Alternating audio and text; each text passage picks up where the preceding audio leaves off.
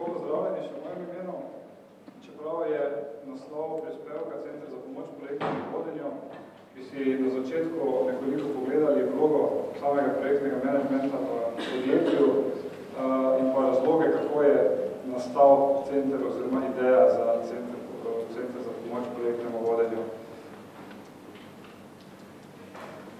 Tako bi si na začetku pogledali pomen projektnega vodenja v podjetju, način vpeljave in same napake ob vpeljave projektnega vodenja. Velikokrat se pojavljajo razne težave, predvsem v začetni fazi, rezultate ankete o uspešnosti izvedbe projektov v slovenskih podjetjih in pa predstavitev ideje postavitvi Centra za pomoč projektnemu vodenju. Na koncu si bomo pa samo pogledali to spletno stran in funkcionalnosti, ki so in kaj vam ta spletna stran oziroma center ponuja. Pomen projektnega vodenja v podjetju. Verjetno ste se že vsi srečali s takšnimi ali drugačnimi projekti, ali doma, ali pa v podjetju.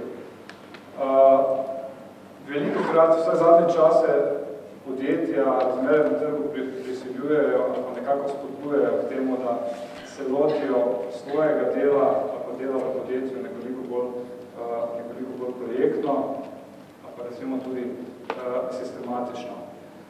Na projektni način se precej lažje odzivamo na zahteve trga oziroma na razmere, ki se na trgu pojavljajo v naši branži in pa seveda tudi lažje se prilagodimo na razna naročila, za katere imamo možnost, da jih na trgu pridobimo.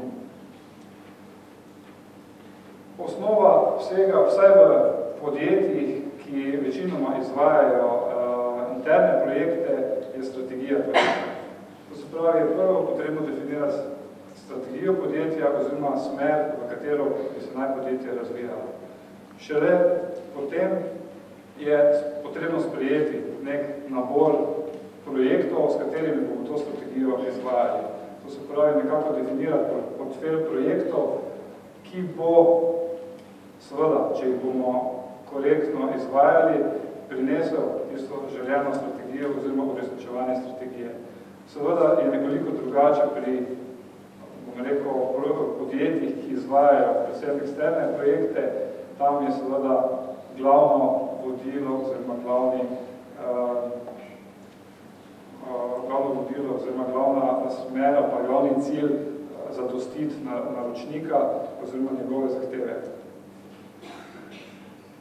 Nekako, če se projektov v podjetju lotimo, organiziramo, s tem nekako definiramo sistematični pristop. Že s tem, ko definiramo portfelj projektov, je potrebno seveda definirati vrstni red oziroma način, kako se bojo ti projekti izvajali. In pa na ta način nekako pridobimo nadzor nad viri. Na koncu vedno so problematični viri, ali so to finančni viri, ali so to ljudje oziroma izvajalci, ki bojo projekt izvajali. Na ta način imamo nekako, bi se morali imeti nekako kontrolo ali pa pogled nad obremenitvijo ali pa tudi nad porabo virov v fazi izvedbe samega projekta. In pa na ta način tudi nekako definiramo odgovornosti in pa načine komuniciranja v podjetju oziroma znotraj projektne skupine ali pa tudi do zunanjega naročnika. Tako da nekako vedno bolj se projektno delo v podjetjih uvaja ali pa, bom rekel, poskuša uvajati. Seveda je pa zelo pomembno, kakšen je ta način vpeljave projektnega dela. In seveda malo se bomo pogledali tudi na napake. Ne vem, verjetno ste vsi v vaših podjetjih izvajali oziroma izvajate projekte. Na kakšne težave ste naleteli? Ali v fazi, ko ste uvajali projektno delo, ali pa v sami fazi izvedbe projekta? Ali vse teče po planu? Seveda.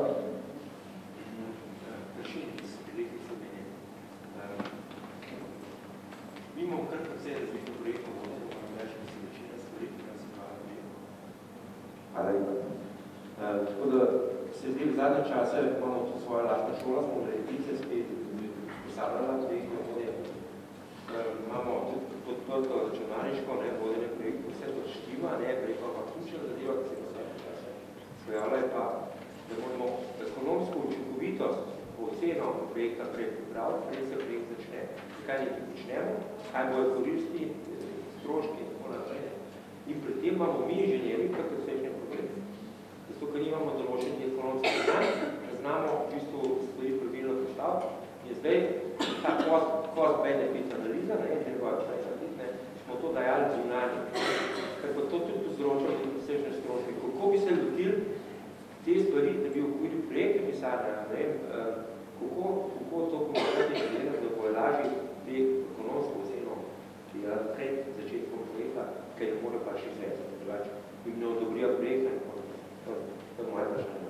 Ampak menite, da je vložek v planiranje oziroma v pripravo ali predpripravo projekta dovolj velik v vaše strani?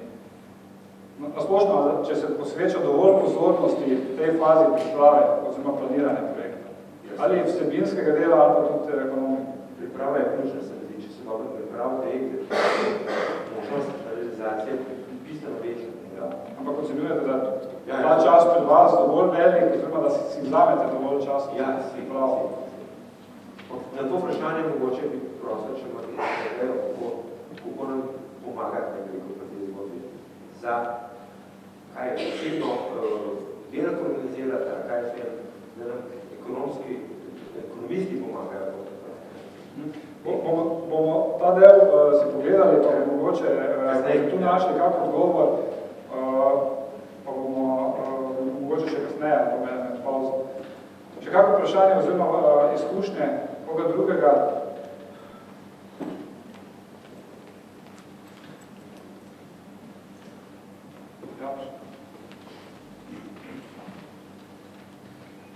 Jaz bi samo mogoče eno svojo izkušnjo povedala na hitro. In sicer sama sem bila tekom svojega odraščanja in šolanja zelo aktivna v raznih mladinskih organizacijah. Tam je potrebno pač dosti dela vložiti tudi nekako za tim, skrbeti, da se dela prostovoljno, dela se več kot, mislim, skratka, potrebno je skrbeti za klimo tima, da funkcionira tudi izpeljava kakega projekta. Potem pa recimo, ko začneš delati kot odrasel v nekih že ustaljenih timih in tako dalje, jaz vidim, da ravno tega bistva fali, da bi se pri nekem projektu obnašali kot tim, ampak je v bistvu res samo tista razdeljene so naloge, ok, kaj moram jaz narediti? In to je to. In zdaj me zanima, kako mogoče malo prenesti takih mehkih vsebin, da bi se iz kaj moram narediti preselilo v zakaj moramo nekaj skupaj narediti. Osnova vsega je, da se organizirate, oziroma da se postavijo neka pravila igre. Osnova vsega je, ko boste šli v peljavo projektnega dela na kakršenkoli način, zaradi kakršnikoli razlogov, podpora vodstva.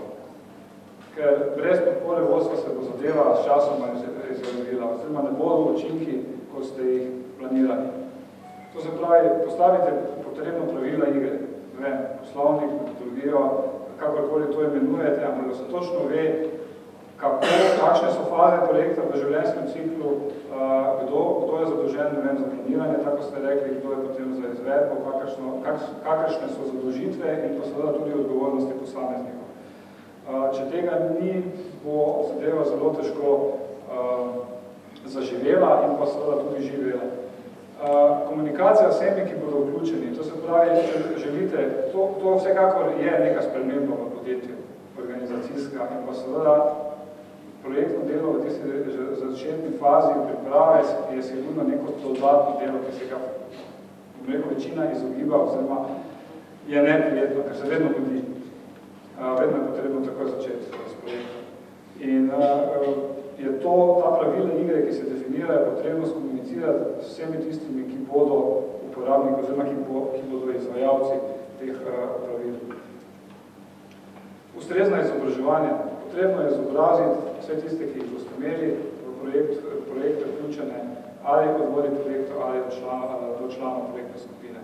Pač ocenite, katera so tista znanja, ki jih potrebujejo, da bodo zadeve tekle. In pa šele na koncu informacijska podpora, kakršnakoli že informacijska podpora. Zmotno je mišljenje, kar se marsikje sliši, ja, pa nas smo uredili projekt, delali smo program. S tem dejansko niste naredili nič, nasprotno, verjetno ste si še več težav nakopali. Ker če vi nimate definirani teh pravil iger, da se točno ve, po kakšnem vrstnem redu projekt teče, se spremlja, bodo to tudi težko informacijsko podprli. In to, kar boste v informacijski sistem dali, to bodo tudi ven tudi. Zato vedno prvo vsebina in šele kasneje informacijska podpora. Zdaj bi mogoče samo preletel, pa vam povedal rezultate ankete, ki smo delali v Združenju za projektni management, to sem delal s kolegom Palčičem in pa Staretom. Dejansko je bila izvedena anketa o zadovoljstvu oziroma uspešnosti izvedbe projektov slovenskih podjetij. Vzorec je bil narejen na 1300 ljudi v različnih vlogah na projekti. 19% je bila nekaj odzivnost na same na anketo. Večinoma, ali pa skoraj polovico, je bilo anketiranih velikih podjetij, potem 32% malih in pa 24% srednjih podjetij. Pokrite so bile različne branže, različni sektori. Največ je bilo področja IKT storitev, pa potem izobraževanje in ostali. Zdaj, uspeh projekta. Kaj menite po vaših izkušnjah, kaj so tisti ključni dejavniki, ki vplivajo na uspeh samega projekta? Vedeti cilj, kam želiš priti. Ja, pa še? Biti dovolj motiviran. Kako? Ja. Da lahko že naprej mogoče računamo na neke stvari, ki lahko bilo narobe. Ja, ampak uspeh samega projekta je podvisno od katerih dejavnosti. Eno je uresničitev cilja. Same rezultate. Ja. To se pravi, doseči cilj v planiranih rokih in pa seveda s planiranimi viri. Kaj se tu dostikrat pozabi? Kaj pa je tista osnovna zadeva, ki je vedno bolj pomembna, predvsem pri eksternih projektih? Za koga izvajate projekt? Za naročnika. In uspešnost projekta je, če vi zadovoljite tega naročnika. Dobro, stroški, čas, kakovost, ja, ampak dejansko zadovoljstvo naročnika, da je naročnik zadovoljen s tem, kar ste mu ponudili, tudi če ste vi mogoče nekoliko prekoračili stroške ali pa kasneje naredili seveda z komunikacijo z njim oziroma z dogovorom, ampak važno je, da je ta naročnik zadovoljen in na ta način bo tudi on prenesel dober glas naprej do ostalih potencialnih novih projektov. To se pravi, ti kriteriji dejansko, da so zadoščeni, seveda pa je osnova ta poslovni učinek oziroma dolgoročni vpliv projekta za naprej. Zdaj, mogoče, kaj pa se vam zdi, da je največji problem pri izvedbi projektov? Če bi zdaj ocenjevali, katero področje v življenjskem ciklu je najbolj problematično. Oziroma, kaj je razlog za neuspeh projekta? Zamuja. Če pogledamo te rezultate, je najslabša ocena ravno pri izvedbi ali po uresničevanju terminskega plana. Predvsem pri velikih projektih. Zdaj tukaj je razlogov lahko več. Lahko je to zaradi tega, ker je bilo slabo splanirano, da niso bile vse zadeve dejansko identificirane, ali pa pri velikih projektih, pri velikih podjetjih je veliko internih projektov, za katere je precej lažje reči, dobro, bomo pa nekoliko zamujali, bomo pač nekoliko kasneje projekt zaključili, ker so neke druge prioritete. Medtem ko pri eksternih projektih se bodo to težko dovolili, zato ker če druga ne vas bo naročnik držal s pogodbo in pač penaliti za tem pridejo, da bodo zadevo pravočasno izvedli. Samo eno vprašanje. Tista končna ocena, dolgoročni vpliv projekta. Ja. Kako je to ocenjen? Ali je to ocena, ki bazira, kako je podjetje gledalo na to? To so rezultate ankete, to so rezultate ankete in anketirajo, ki prihajajo iz teh projektov. No, ker jaz namreč dostikrat naletim na kak komentar, recimo, ali pa mnenje, da včasih, da je dosti kakih projektov, predvsem takih financiranih iz nekih javnih virov, ki so sami sebi namenjeni. Ja. In kako zagotoviti potem res konkretno dolgoročno funkcioniranje ali vpliv določenega projekta. Ja, tukaj je zelo odvisno od podjetja, kako si zastavi cilj. Ne vem, marsikdo gre za pridobitev evropskih sredstev samo zato, da pridobi sredstva. Nekdo drug, ne vem, za projekte, s katerih pa sledi razvoj podjetja, pa je sigurno nekoliko drugačen, oziroma je pristop drugačen, že v fazi samega planiranja.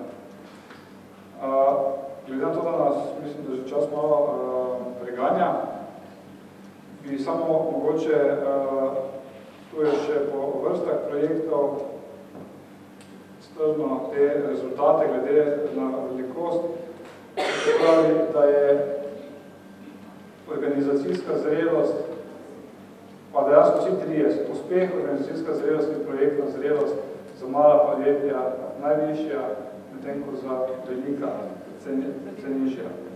Sam nekaj bi vas poprašal. Ja. Kakšna podjetja so bila to noter? V privatni lasti, v različni lasti? Aha. Vsi so naključno izbrala podjetja. Mogoče bi zdaj, glede na to, da ni časa, predstavitev tega konzorcija, dejansko na podlagi teh rezultatov izkušenj pri svetovanju v podjetjih in pa na trgu je nastala ideja, da se formira konzorcij in ustanovi centre za pomoč projektnemu vodenju. Predstavniki konzorcijev je taktika, oziroma eden od ustanoviteljev konzorcija je Taktika Plus, ki jo boste spoznali tudi v nadaljevanju. Potem dejansko organizator ali pobudnik vsega podjetje Oven, potem Prdson, ki ga boste tudi, mislim, da na naslednjem predavanju podrobneje spoznali in Slovensko združenje za projektni menedžment, ki dejansko skrbi za promocijo in pa razvoj projektnega menedžmenta v Sloveniji. In tako je nastala ideja za centra za pomoč projektnemu vodenju, ki dejansko pokriva različna področja. Tudi ti ustanovitelji pokrivajo različna področja, ki jih potrebujete pri projektnem vodenju. Tako Združenje za projektni menedžment, bom rekel, tiste osnovna znanja o projektnem vodenju, medtem ko Prdson, organizacijo, coaching, ki ga bo tako spoznali, medtem ko Taktika Plus te mehke veščine, na katere se doskrat pozablja in ki so zelo pomembne pri samem izvajanju projektov v podjetju in pa samem pristopu. Vsebina tega centra je zasnovana tako, da pokriva vsa ta področja, to se pravi od priprave metodologije, to se pravi teh definiranja pravil iger, projektne organizacije, planiranja oziroma celotnega življenjskega cikla v podjetju, do timskega dela oziroma tistih, bom rekel, bolj operativnih oziroma veščin, ki so potrebne za kvalitetno izvedbo. Center za pomoč projektnemu vodenju je dosegljiv na spletni strani projektnapomoč.si, si ga bomo v grobem sedaj ogledali. Zasnovanje pa tako, da nudi osnovne informacije z področja projektnega vodenja in pa cilj je, da se tudi aktivno vključite oziroma da probleme, na katere naletite v katerikoli fazi življenjskega cikla, podate preko spleta in ekipa, ki je v ozadju, bo poskušala nekako dati okvirno odgovor oziroma vas usmeriti, kje lahko najdete odgovore na vaše probleme oziroma kako se lahko izobrazite z tega področja ali kako drugače.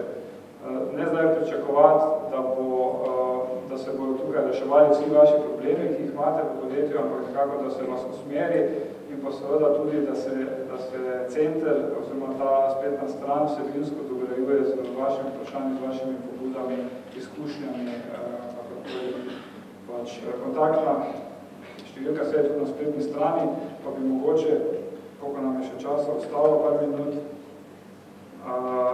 pogledali samo to spletno stran oziroma samo vsebino, kjer imate zdaj pripravo webinarjev je še v teku, seznam razpisanih seminarjev z področja projektnega vodenja, to se pravi področje, ki je vezano, čisto na vsebino projektnega vodenja, pridobitev mednarodnega certifikata z področja projektnega vodenja, potem imate izobraževanja z področja organizacije in pa osebnih veščin.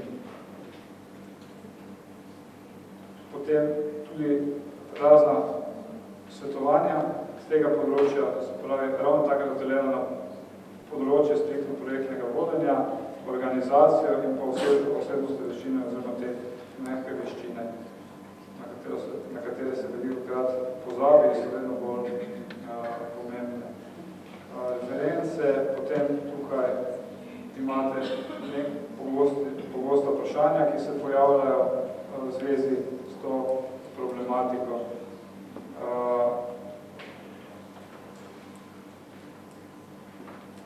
Spole imate možnost dodajanja vprašanj oziroma posredovanja vprašanj, kjer se ravno tako vprašanje najveže na tematiko, zato da se ve, za koga je namenjeno, oziroma da vam lahko strokovnjaki iz tega področja pač vas usmerijo oziroma vam dajo neko osnovno informacijo. Seznami o aktualnih dogodkih z tega področja, ki se dogajajo in pa določene zanimive povezave s tem zvezi oziroma spletne strani ali kakšna literatura, ki je na razpolago z tega področja. Seveda je razvoj te spletne strani odvisen tako od nas oziroma od tega konzorcija, ki bo za to skrbel, kot od vas oziroma vaše angažiranosti pa aktivnega sodelovanja s centrom ali pa s katerim koli od teh partnerjev, ki so zgoraj navedeni. To bi bilo na kratko. Vse je še kakšno vprašanje,